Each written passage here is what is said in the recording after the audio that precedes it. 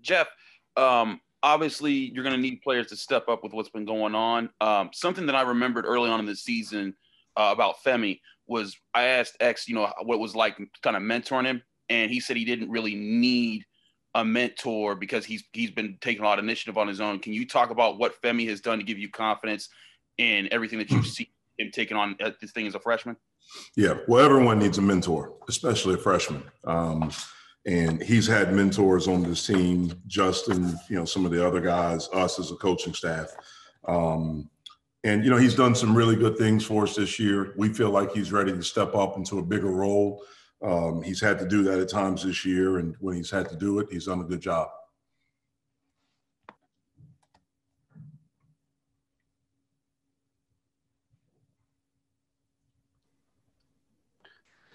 Jeff, with Xavier and Audice gone now, what prompted those decisions for them, and what led to that? I don't know. I mean, it was a lot of talk and discussion, and those things will remain private, at least from our side.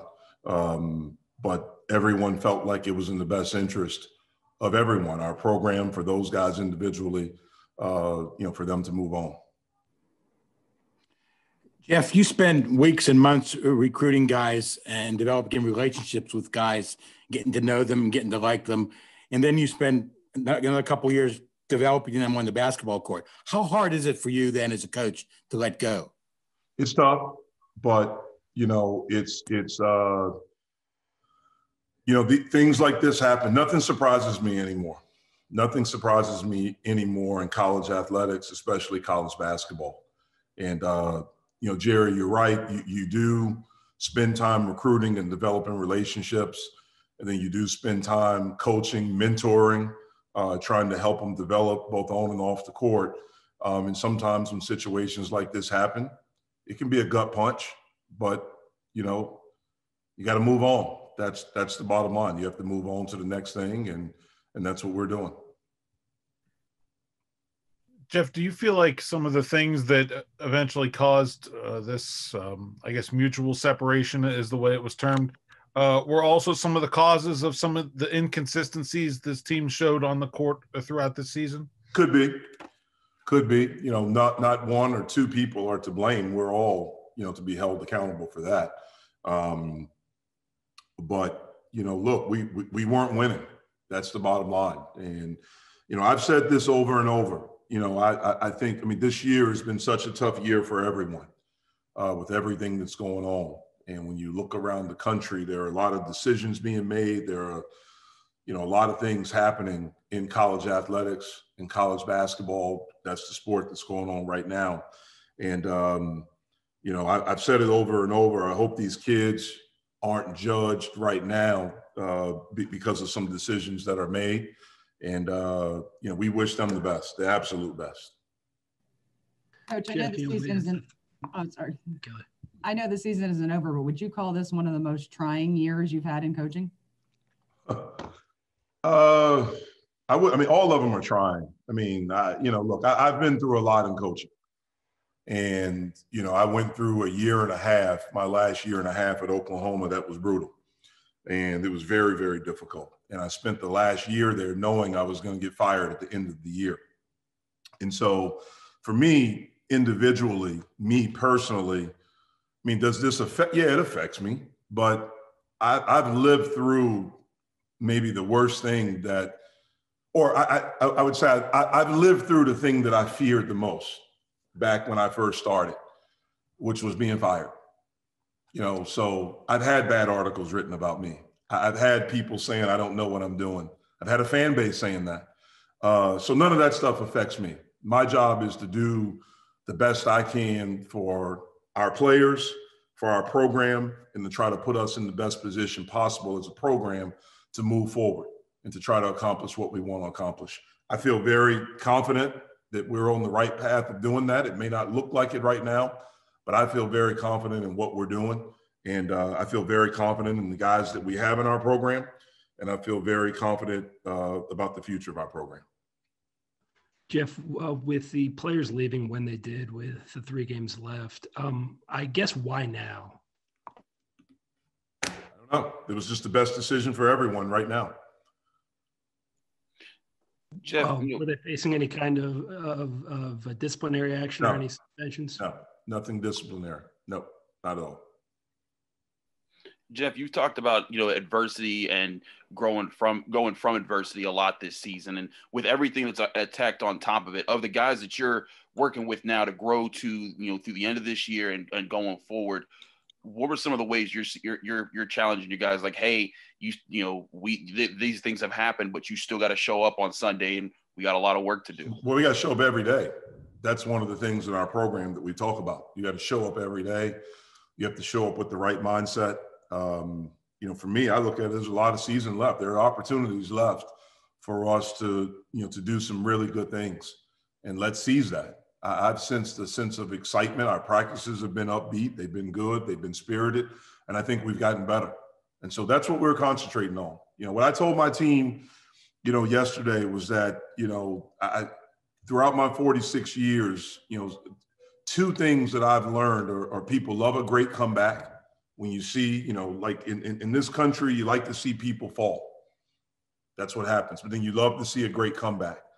And then to finish. Those are two of the greatest feelings a person can have, to come back from adversities, failure, or things like that, and then to finish something. And we have to sprint to the finish line. We have an opportunity to finish and to finish strong. And that's what we're going to try to do. Jeff, we had talked with you after the Florida State game, about Audice's absence and how much you guys miss him, and how much you guys as a team need him. I was just curious, in the span of 4 days or I guess 5 days, what changed? With Craig, you keep asking the same question over and over in a different way. I mean, most likely he was not going to be able to play the rest of the season with the concussion. I know he was already ruled out for Sunday and Tuesday. And so, again, I'm not going to get into the details of the conversations that were had between Audice and his family and me, and Xavier and his family and me. It was a mutual decision, and I'm going to leave it at that. And I'm going to concentrate on the guys that we have in our program right now.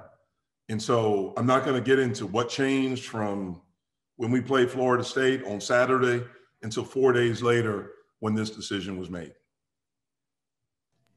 Coach, how are the other kids on the team taking all this? Are they great? I'm not sure they were surprised. And so they've been good. Again, we've had good meetings, good practices, good workouts, and everyone's just looking forward to Sunday. Jeff, I think I know the answer to this question, but I'd like your perspective. How is coaching different or more difficult than it was when your dad was coaching and then when you were a player? Well, when I was a player, that was even, when my dad was coach, it's way different. It's different than it was 5 years ago, 6 years ago. It's constantly changing, and you have to evolve. You have to be able to adapt. Back when I was in school, guys weren't leaving early as much. I think my sophomore year, 4 of the top 5 picks were in my class. So that's when you started seeing, you didn't really have one and dones then, but the 2 and done, that started to happen. I'm sure there weren't as many I'm sure there were not as many transfers back then as there are now. That has gone up each and every year, at a significant rate. And I'm pretty sure it's the same from when my dad coached. Have you talked about feeling confident that you're still, on the right path with what you're trying to do here? You said last night on your radio show that you don't feel like losing these 2 guys impacts your long-term view of this program. What gives you that confidence and that impression that you think things are still where they need to be? I believe in us. I believe in the guys we have in our program. I believe in, what we're doing recruiting. I believe we're doing things the right way. That's why. From a go ahead. Good. From a recruiting standpoint, obviously you now have more scholarships available than maybe you anticipated that you might have. Do you think that you'll look to the transfer portal maybe than as opposed to 4 or 5 new freshmen? We'll look everywhere. And I anticipated having scholarships. So I planned on that the whole time. Are you expecting any further departures? I don't know. Obviously, Justin will have a decision to make at the end of the year. That's something we'll discuss at the end of the season. I've had discussions with his parents, you know, just kind of put together a plan of what we'll do after the season. Other than that, I don't know. I mean, look, you guys follow college basketball. You see a lot of things happen. And so you never know.